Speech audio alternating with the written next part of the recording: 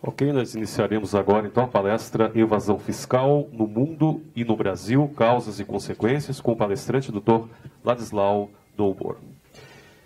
Dr. Ladislau é doutor em Ciências Econômicas pela Escola Central de Planejamento e Estatística de Varsóvia, professor titular da PUC de São Paulo e consultor de diversas agências das Nações Unidas.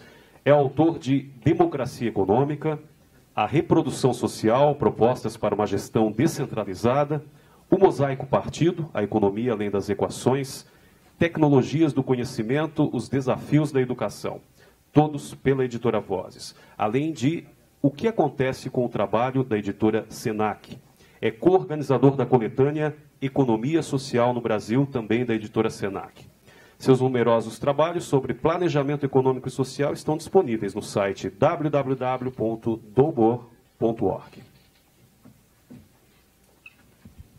Professor Ladislau, fique à vontade.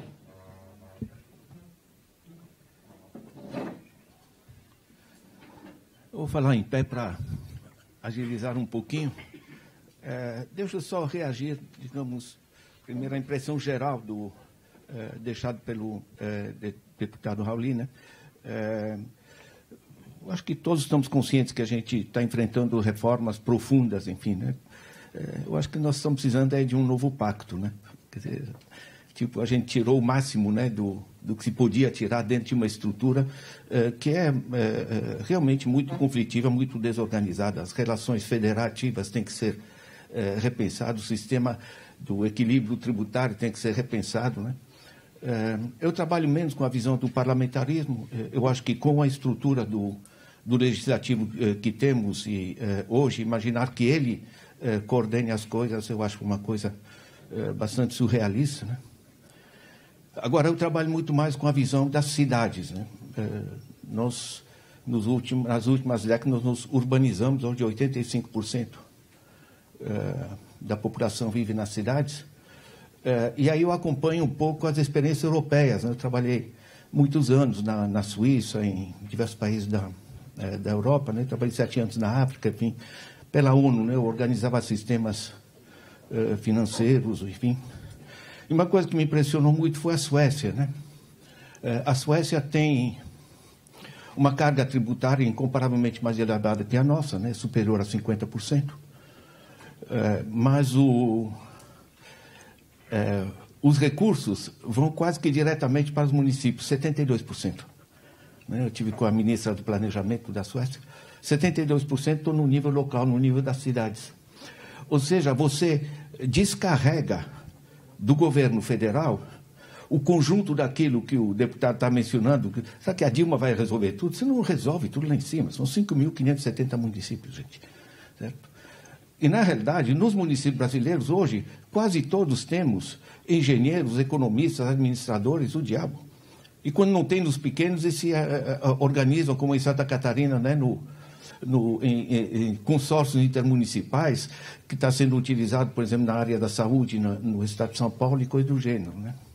Quer dizer, na realidade, quando você pega os estados europeus, né, eu estudei na Suíça, inclusive, vai muito pouca coisa lá para cima. Relações internacionais, políticas tecnológicas de longo prazo, investimento em infraestruturas. O resto, gente, saúde, educação, cultura, constrói, não constrói a ponte. Ninguém vai estar parado na antessala de um ministro esperando que saia alguma coisa, né? Ou todo esse sistema extremamente deformado que é das emendas parlamentares, né? O deputado não é para trazer a ponte para o seu município e com isso ganhar voto. Mas isso é uma coisa surrealista, né? Ele não é executivo. Certo? Enfim, faz parte de um repensar. A minha visão, só para anunciar, digamos, minha bandeira política aqui, né? Todo mundo hoje, quando você olha uma pessoa, ele está de que lado, né? Eu, como ajudei durante 4 anos a Ruth Cardoso a montar políticas sociais, né?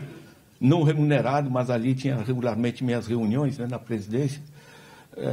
Aí diziam que eu estou do outro lado, né? Depois eu tentei ajudar, no máximo, no governo Lula e Dilma, as políticas sociais, que é mais a minha área, né? Enfim, sempre eu estava dormindo com o inimigo dependendo do ponto de vista da pessoa. Né? Eu não durmo nem com um nem com o outro, para dizer francamente. Tá? Minha horizontalidade é diferente, eu tenho, enfim. Mas eu queria trazer essa ideia para vocês. Não dá para, de Brasília, você administrar 5.575 municípios, gente. Ou 570, enfim. Então, essa visão da descentralização, né? São 72% na Suécia que vão direto para os municípios, e aí o sueco não vai numa reunião política para bater palma para um candidato, ele vai para decidir que computador vai pôr na escola dos moleques, que arborização vai fazer na rua. Estão entendendo?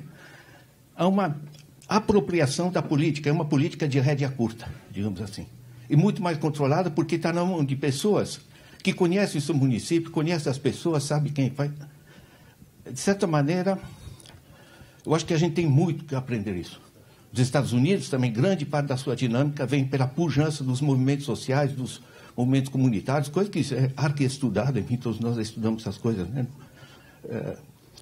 Admiração que era, numa certa época, digamos, essa política na Europa. São países que se urbanizaram muito antes de nós. E criaram, portanto, os sistemas integrados de desenvolvimento local, articulados, né? O que, naturalmente, alivia todo o sistema de administração central. Né? Dito isso, enfim, eu vejo as grandes soluções por esse lado. Dito isso, eu queria apresentar para vocês uma pesquisa que eu estou fazendo, né, sobre o sistema financeiro, porque eu queria entender melhor por que parou e por que, de repente, temos uma economia que está em recessão e os bancos, por exemplo, o Itaú, em 12 meses, aumentou em 30% seu lucro, o Bradesco em 20 e poucos por cento, né? Os federais até seguiram, mas na faixa de 5% a 9%, Caixa Econômica, essa Banco do Brasil, né? Mas, de qualquer maneira, nem todo mundo está mal, né? E alguns estão muito bem, né? Certo? Então, eu peguei o eixo seguinte, que o eixo com que eu trabalho são políticas, pegar o fluxo financeiro integrado. Não dá para pensar só o Estado, ou só o privado, ou coisa assim. Tem que ver, para o país funcionar, essa coisa tem que ser articulada. E esse fluxo financeiro integrado, curiosamente, ninguém faz no Brasil. Então, esse documento, eu vou deixar com vocês, eu estou trazendo alguns exemplares, ele está online, eu vou dar a fonte para vocês. É um estudo de como o sistema de acesso aos recursos, que podem ser impostos, podem ser, enfim, os lucros, etc., né? Como esse sistema funciona de maneira integrada para os 4 principais motores da economia. O que faz funcionar a economia? Primeiro, a demanda. Se você tem demanda pujante por parte da sociedade, você vai ter as empresas investindo, você vai ter a expansão do emprego, etc. Você gera o chamado, o que o deputado mencionava, né? O fluxo, né? A espiral ascendente, né? O ciclo virtual. O segundo motor é o investimento empresarial.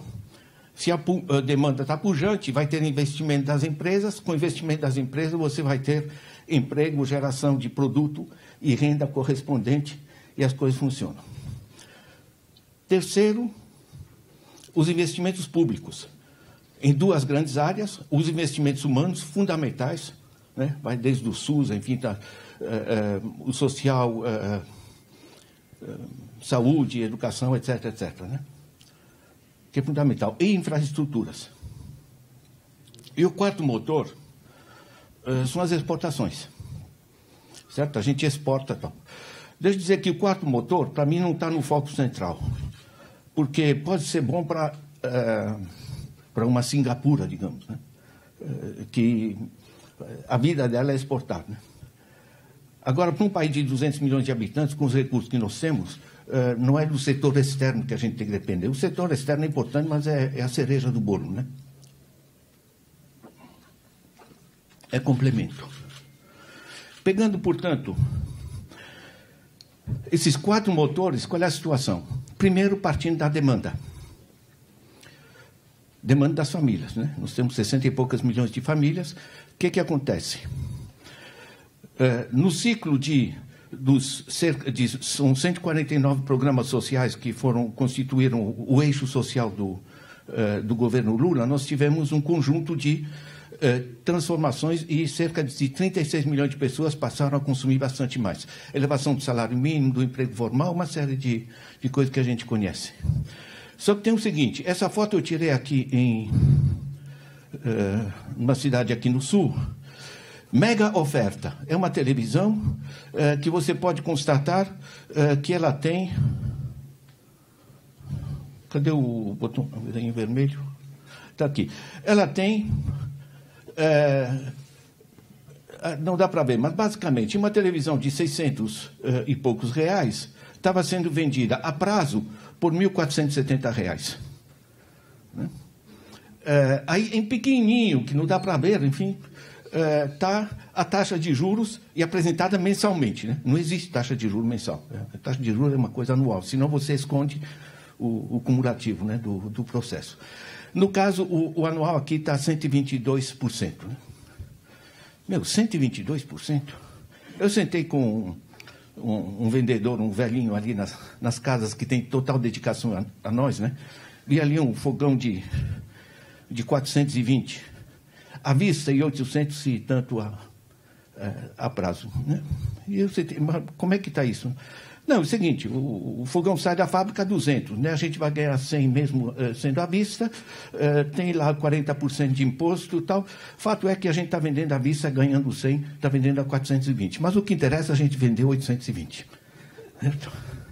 Ou seja, no ciclo produtivo, investe, produz, vende, recupera dinheiro e tal,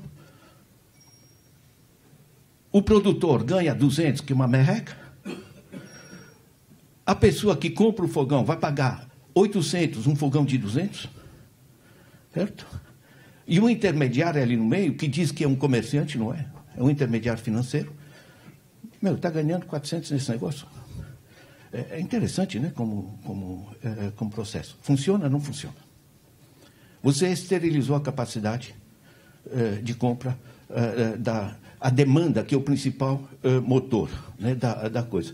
Eu fiz a comparação para as pessoas terem ordem de grandeza. Perdão. Aqui eu tenho... Isso aqui eu tirei essa foto numa grande rede europeia, Media Market. Né? Então você tem uma simulação. Exemplo, 18 meses, com 600 euros... Em 18 meses, a pessoa vai pagar um total de 699 euros. Está decente, está facilitando, né? Mas ganhando 13% ao ano. Aqui, gente, 122%, 100%. A média dos artigos do lar, pesquisa da Associação Nacional dos Executivos de Finanças, né, a ANEFAC, a média de artigos do lar, 104%. Matou. E, sobretudo, isso todas as famílias que compram, eu não vou comprar a prazo, claro. Certo? Nenhum de nós compra a prazo. Certo? É interessante, né? Vocês podem aqui acrescentar algumas coisas, né? Se a pessoa entra no enrosco aqui, ele vai entrar, por exemplo, no cheque especial. Cheque especial no Santander, por exemplo, que é onde a PUC me paga, certo? Aqui... está 230%. Certo? Se vocês põem santander.es, põe overdraft, né, que é o nome do cheque especial, vocês vão ter 0% até 6 meses, até 5 mil euros. Por quê? Porque como todo mundo deixa dinheiro não aplicado, porque pode cair um cheque, alguma coisa, né? Para equilibrar, você pode entrar também um pouco no vermelho. Certo? Aqui 230%. E tem uma pessoa que entrou nisso, aí ela entrou, está desesperada, entra no rotativo do cartão. Rotativo do cartão, semana passada, Banco Central, 413%. Né? 413%. Nos Estados Unidos estão chiando porque dá 16,99% ao ano. Aqui, 413%. Certo? Ou seja... É só checar, tá? Eu dou muita palestra, com gente, digamos, em que incide essa coisa, não sei da nossa esfera, digamos, quantos estão pendurados com dívida, mas o resultado prático é o seguinte: a gente somando os crediários, somando cartões de crédito. Um detalhe sobre cartões de crédito. Eu digo, não vou entrar no crédito, não sou louco, vou pagar à vista. Estou pagando à vista com cartão. A moça no caixa me pergunta, crédito ou débito? Eu digo crédito. Eu penso que eu estou pagando R$100, né? E que a papelaria vai receber R$100 no que eu estou comprando. Não, eles vão receber, dentro de um prazo, vão receber 5% ao menos. Gente, sobre todas as operações pagas à vista com cartão no país, modalidade de crédito, 5%. A CPMF era o quê? 0,38, né? Eu achei muito legal, né? Que repensar essa coisa, como foi levantado pelo deputado, né? Na modalidade débito, em geral, vão descontar 2,5%. Sobre todo o volume de todas as compras à vista. Certo? Gente, some isso, o fluxo disso nos dá a situação seguinte. Banco Central. Março de 2005, 19,3% da renda das famílias ia para pagar dívida. Março de 2015, 46,5% de tudo que recebem as famílias vai para pagar dívida. Você não faz compra nova, não expande demanda com esse tipo de coisa. Certo? Portanto, ponto 1. Ponto 2, motor 2, o investimento das empresas. Para já, a empresa não vai querer investir quando a demanda está parada, porque ele está com os estoques acumulados. Certo? Segundo, se ele está enforcado, está querendo entrar, enfim, tapar esse buraco temporário, não quer demitir as pessoas, porque é caro demitir, é caro readmitir e tudo, certo? Ele vai procurar um crédito. O crédito, peguei os dados da NEFAC, né? 2014, crédito para pessoa jurídica, em média, 50,1%. Você não abre empresa, não compra máquina, não faz funcionar uma empresa com esse tipo. Certo? Eu falei com vários... Aliás, tem um empresário, um grande empresário, né, que me disse, Ladislau, eu no ano passado, na minha empresa, paguei mais juros do que minha folha de pagamento. Você não faz funcionar uma economia assim. Claro, você tem empresas maiores, mais conectadas, vão buscar no BNDES, enfim, tem coisas, tem formas alternativas. Mas, no geral, não dá. Certo? Portanto, as pessoas não estão comprando, não estimula. O crédito está grande demais, você quebra. E você tem uma alternativa, aplicar na taxa Selic. 14,25%, liquidez total, risco zero. Para que eu vou meter a produzir, caramba? Certo? Então, você tem um triplo massacre da iniciativa empresarial para fazer as coisas funcionarem. Se a gente junta pessoa jurídica e pessoa física, o que dá? O Banco Central apresenta o dado seguinte.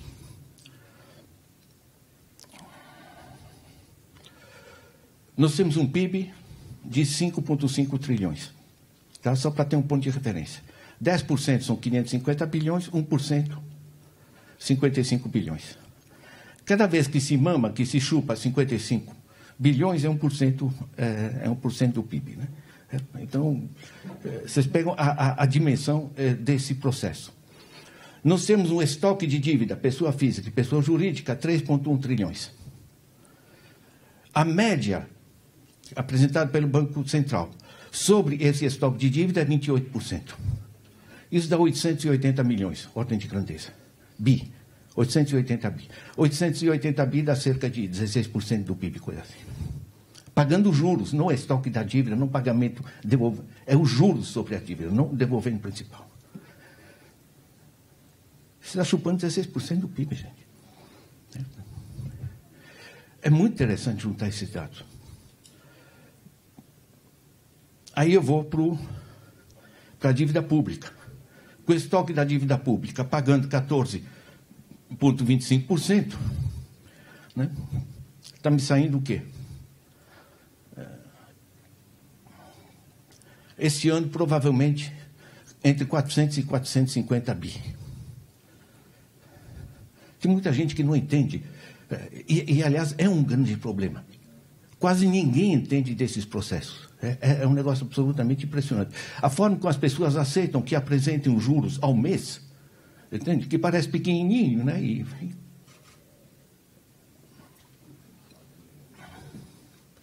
Obrigado. Eu tenho minha conta no Santander, porque a PUC me paga lá, né? Chama mercado, enfim. A gente recebe onde é pago, né? Enfim. Se eu pego gente, estou cansado. É muito número na cabeça. Onde é que eu estava? Estava no Santander. Sim. Selic. Tem ali minha poupança. Eu faço uma aplicação, me paga uma merreca, francamente. Certo? Só que essa minha poupança, ela não fica parada ali. Eles aplicam na taxa Selic. Certo? E na taxa Selic, 14,25%. De onde é que vem esse dinheiro? Que o grosso dele vai para os bancos. Vem do governo que paga isso. O governo tira isso de onde? Dos impostos. Quem paga os impostos é o professor Ladislau. Certo? Então, de um bolso eu ponho minha poupança no banco, de outro eu tiro, que me paga uma merreca, de outro eu tiro 14,25% para dar para o governo dar para o banco ter o prazer de ter o meu dinheiro, né? Isso foi montado em 97 para compensar, 96, perdão, para compensar, digamos, o que os bancos perderam com a inflação, né? Eles, no giro ali eles ganhavam horrores. Gente, eu tento fazer, isso eu volto a dizer, é o fluxo integrado. Tá? Se eu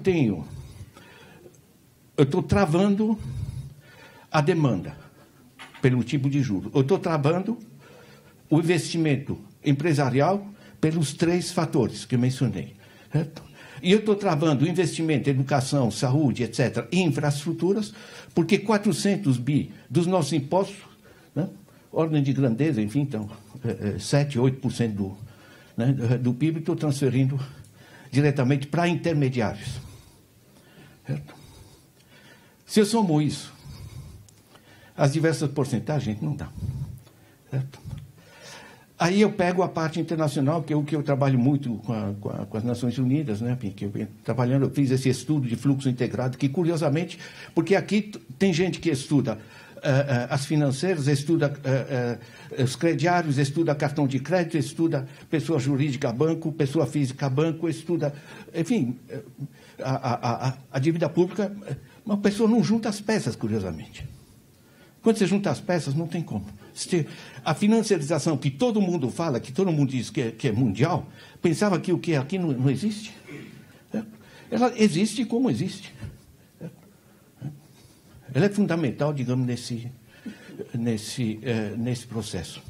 Aí eu pego o que vai na parte externa. A parte externa, nós temos poucos estudos nossos sobre a parte externa. Certo?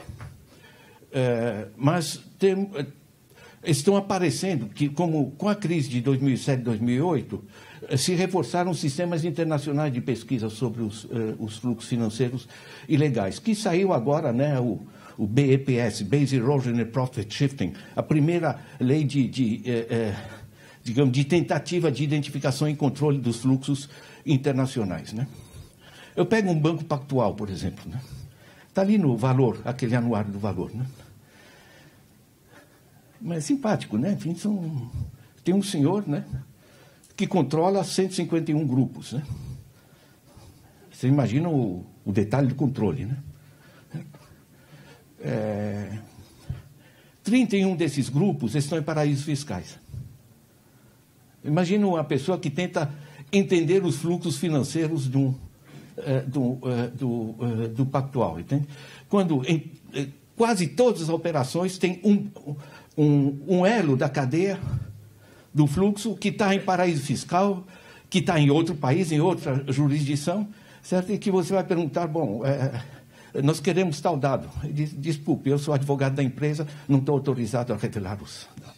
Você corta o fluxo. Como é que você vai saber? Como é que você vai entender? As ordens de grandeza que recomendaria a vocês, quem está interessado, o principal fonte de informação é Tax Justice Network, TJN, enfim, que faz esses fluxos internacionais.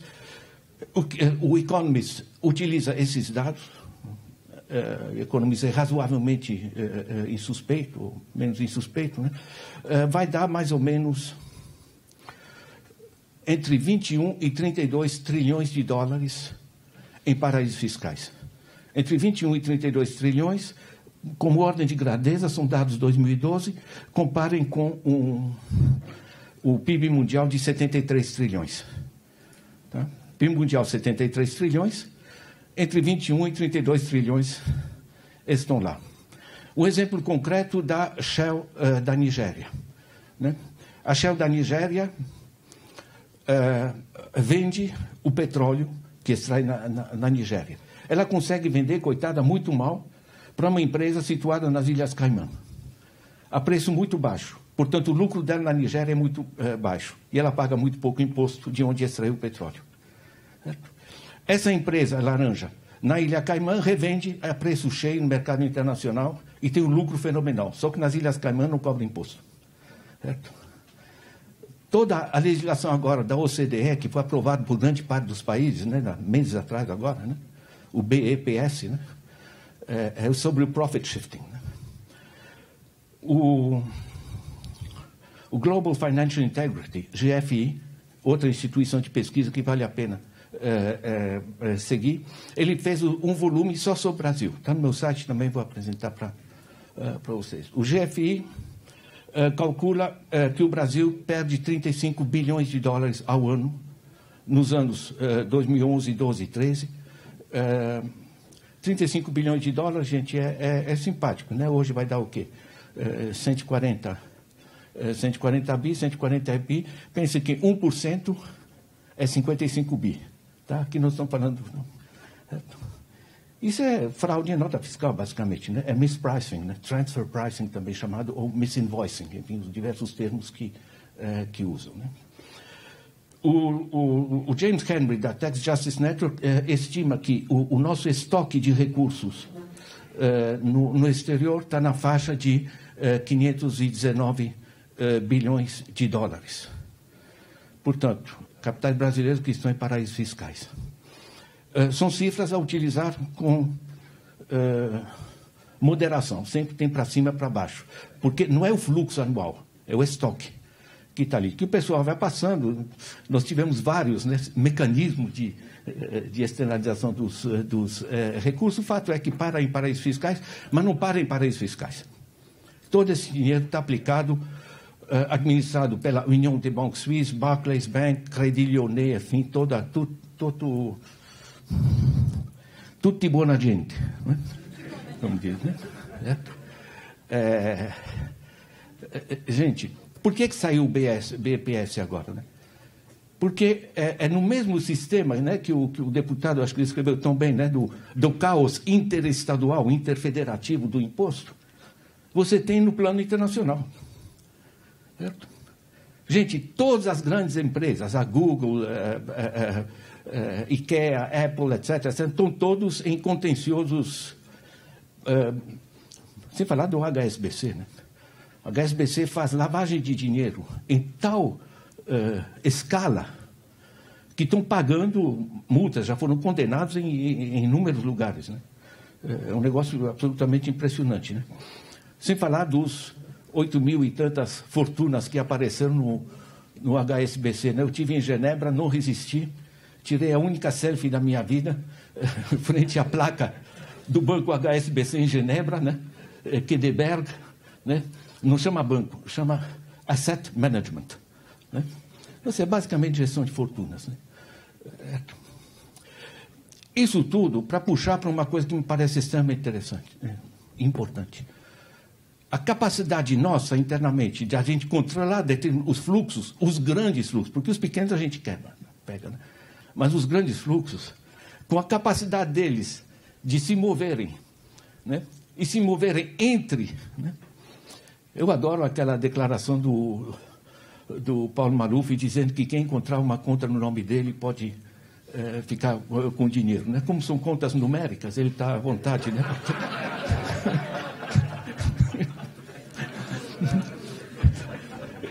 Ele brinca com isso, né? Está à vontade. Estamos em casa. Né? Gente, eu vi placas ali numa das manifestações dizendo que evasão fiscal não é crime, né? Enfim, não é roubo, coisa do gênero. Né? Só que esse cara faz evasão fiscal, agora ele gosta de ter o aluno dele, o filho dele, como aluno da USP de graça, né? Não tem, né? Não tem. Gente, resumindo a questão, eu gostaria muito que vocês se interessassem por esse documento, tá? Ele está... que eu ia passar um monte de tabela, mas, enfim, eu acho que é cansativo também, né? Eu trouxe o documento está online, chama Resgatando o Sistema Financeiro do País. Tá? O meu site é dobor.org. Dobor é meu sobrenome, D-O-W. Está aqui Ladislau. Vocês colocam Ladislau no Google, vocês caem no meu site. No pior dos casos, vocês chamam o filho de vocês e resolvem num instante. Enfim.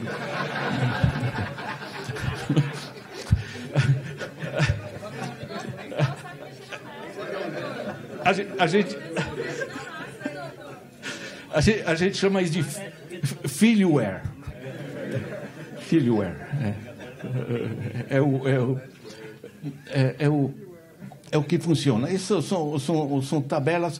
Gente, eu fiz a lição de casa, tá? Cada uma das tabelas tem a fonte original, enfim, que vocês podem clicar e já abre.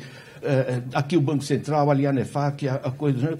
Eu fiz a lição de casa em particular pelo seguinte, que eu sei que quando a gente mexe com números assim, e vai ver o que fazem os bancos, essas coisas, né? A primeira coisa, as pessoas vão ficar desconfiadas. Esse cara está puxando para onde, né? Então, eu fiz um trabalho muito meticuloso de facilitar a que cada um de vocês possa checar como é que está a fonte. Aspectos metodológicos.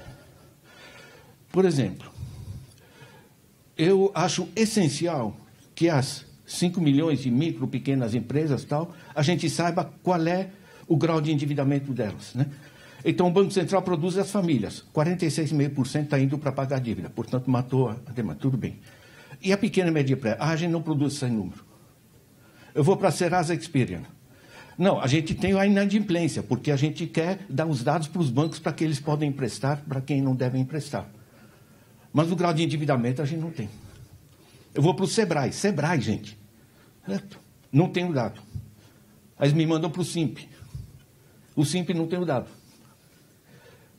O fundamental, em termos metodológicos, com todas as cifras que a gente produz, deputado, a meu ver, a gente tem que pensar do ponto de vista do impacto sobre os diversos agentes econômicos, a demanda das famílias com os diversos estratos, a demanda do empresário individual, o Simples foi um imenso avanço, né? Mas a gente tem que ter os dados que correspondem à micro, pequena empresa, né? E poder identificar quais as áreas que rompem. Qual é a filosofia geral? A filosofia geral é fazer chegar o dinheiro onde ele rende. Não rende para o intermediário, mas rende em termos efetivos, produtivos. Curiosamente, eu vou fazer uma aplicação no meu banco. Ele disse, eu quero investir em quê? Eu digo, meu amigo, isso não se chama investimento, isso é aplicação financeira. Eu não estou produzindo um par de sapato, não estou construindo uma casa, nada. Em francês, todo mundo sabe, é diferente, placement financier ou investissement. Curiosamente, em inglês não existe, tudo é investimento. O Economist, não sabendo como falar de todos os especuladores que estão criando essa crise financeira mundial, ele criou uma expressão que é uma baba. Ele diz speculative investors, né? Investidores especulativos. Né? Tem outras áreas para abrir sobre as quais temos pouquíssima informação, que eu levantei, que não estão nesse documento, mas já vão estar online, que é, por exemplo, fundos de pensão. Os fundos privados de pensão, 733 bilhões. É significativo como é. Certo? Enfim, quase 15% do PIB. Certo? O que fazem com esse dinheiro? Em todos os países há uma legislação. O fundo de pensão que é aplicado assim, assado, tal. Certo? Aqui o Copom decidiu que os fundos de pensão podem aplicar até 100% em títulos da dívida pública. Quer dizer, são fundos privados de pensão que vão se financiar através dos nossos impostos, né? É uma coisa divertida, né? Certo? Enfim, na realidade, esses 733 bi, eu tive com um dos gigantes aqui, me pediu meio período de discussão sobre onde aplicar o dinheiro. Eu disse, não apliquem, invistam. Certo? Quer dizer, financiam atividades produtivas. Em vários países, você tem regulamentação, quantos por cento você pode aplicar em que tipo de atividade, né? Nós temos as seguradoras. Por que ficarem penduradas na taxa Selic, enfim, né? São mais de 200 bi. Eu estou entendendo. De certa maneira, todo o dinheiro, os recursos nossos estão indo para o sistema de intermediação financeira. Aí eu entendo por que para a economia de um lado, né? Os 4 fatores ali, e por que o Itaú e o Bradesco apresentam entre 20% e 30% de crescimento do lucro, que já era gigantesco durante um ano, né? Eu queria transmitir a vocês essa preocupação. Eu trabalhei isso com outro país, em particular na Nicarágua, enfim, e outros países, no quadro das Nações Unidas, né? É pensar que formas, ou que enfoque dar a todo esse conceito, impostos, sonegação, a estrutura da distribuição, da incidência do imposto nos diversos entes federativos, mas em função disso, em função de como irrigar, de certa maneira, com recursos, o que funciona. Certo? Nós precisamos voltar a ter muitíssimo mais investimentos em infraestruturas, em políticas sociais por parte do governo. Então, é o uso dos recursos mais importante do que o nível do imposto. Certo? Nós precisamos ter, enfim, um conjunto, né, de políticas direcionadas em função dos diversos atores econômicos e sociais dessa sociedade, né? É isso aí, gente. No mais, são tabelas e tabelas e tabelas, só para ter um ponto de referência, né? Aqui você vai no banco, vai te cobrar, o ANEFAC apresenta a média para a pessoa física, 101%. Aqui, eu tirei essa foto na França, no banco, né? Está aqui, você pega para carro, para reforma na tua casa ou projetos, 3,5% ao ano na França. Gente, para o estudante é 0,9% ao ano, portanto, menos de 1% ao ano, né? Então, não dá, né, esse processo. Mesmo o imobiliário, né, crédito imobiliário, está certo, aqui está na faixa de 10%, 12% ao ano, já é uma coisa mais decente, certo? Só que na Europa a média é 2,17%, no Canadá 2,28%, né? Certo? De certa maneira, a gente tem que entender que o banco é necessário. Nós temos uma estrutura bancária muito sofisticada, só que ela está sendo utilizada não para fazer intermediação, para dinamizar a economia, que essa é a sua função, artigo 192 da Constituição, mas está sendo utilizada para drenar a economia, tanto no plano nacional como no plano internacional, certo? Que é o sistema. E o grande caminho é, evidentemente, como foi apontado aqui, a importância do sistema público, né, financeiro, que entrou em grande parte nisso e faz grana nisso. Não, o sistema público tem que reintroduzir os mecanismos de mercado e taxas de juros que serão decentes. Não é possível fazer funcionar um país que cobra taxa de juros. Gente, 14,25% na Selic, certo? No resto do mundo a gente fala em 0,50%. Meu Deus, vai passar para 0,75% nos Estados Unidos, né? E nos dizem que nos protege da inflação, que não tem nada a ver com a inflação. Enfim, é isso aí. Eu acho que eu já falei e esgotei. Muito obrigado.